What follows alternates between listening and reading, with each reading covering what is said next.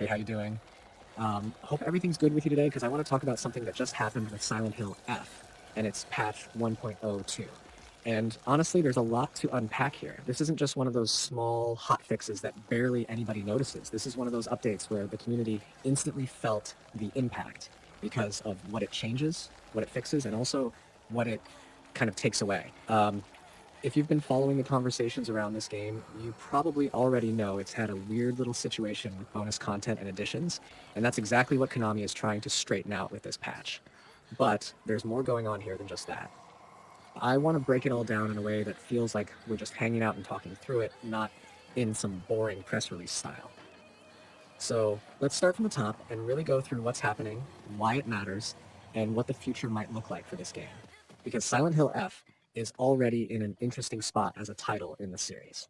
So patch 1.02 came out on October 2nd, 2025, and the core of the update was aimed at fixing an issue where players were getting access to pre-order and edition exclusive content that they technically didn't own. If you're someone who pre-ordered or bought a deluxe version of the game, that's your reward and your bonus, right? You're supposed to have those items as a little thank you for supporting early or going the extra mile. But what happened is that due to a mistake, people who didn't actually qualify for those bonuses were still able to access them. That meant a whole wave of players suddenly had cosmetics and extras they weren't meant to, and while a lot of players probably enjoyed that for a few days, it created a problem for Konami. Companies want to make sure those rewards hold their value and exclusivity, so the patch was basically a cleanup to lock things back down and restore the intended boundaries. Now, here's the thing. When a publisher rolls out a fix like this, it almost always sparks debate in the community. Some players are like, okay, fair enough, I didn't actually pay for those extras, so I get why they're removing them. But other players feel frustrated. They think once something's in their library, it shouldn't be taken away, even if it was a mistake. You start hearing phrases like, they gave it to us, why take it back? Or people compare it to when digital storefronts remove content that people already downloaded. It becomes more of a conversation about ownership in the digital age rather than just a small bug fix. And that's why patch 1.02 is interesting. It's a very small technical fix, but it has a much larger impact on how players feel about the game and the publisher. But let's step back for a second and talk about Silent Hill F itself, because the game has had this strange energy around it ever since launch. On the one hand, you've got fans who are thrilled to see Silent Hill return after all these years, especially in such a different form.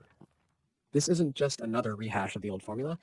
It's a game that tries something more experimental and story-driven with a distinct visual style. But at the same time, performance on PC especially has been a bit of a headache. Reports of optimization issues, frame drops, and technical glitches have been common, and you can see players trading tips on places like Nexus mods just to squeeze out better performance. When you combine that with the bonus content mix-up, you start to see how the game is building this reputation of being exciting but messy. And fans of Silent Hill, let's be honest, they're a passionate group. They've been waiting years for something new, so expectations are sky high and patience is kind of thin. So what does this patch actually mean in the bigger picture? Well, first off, it shows that Konami is watching and reacting. Whether you agree with the decision to remove the bonus content or not, the fact is they didn't just leave it floating out there. They acknowledged it publicly, explained what the patch was doing, and rolled it out fairly quickly.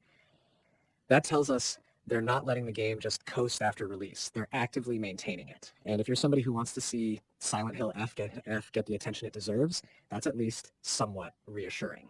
It means more patches are almost guaranteed to come, hopefully ones that focus on stability, bug fixes, and maybe even quality of life improvements.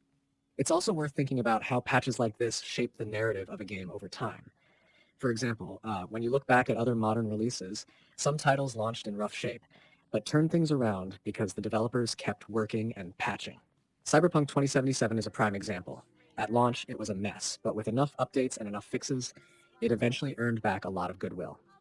Silent Hill isn't in nearly as bad a state, but the lesson is the same. If Konami keeps addressing issues, even the small ones like this bonus content bug, then over time people may start to trust that the game will keep improving.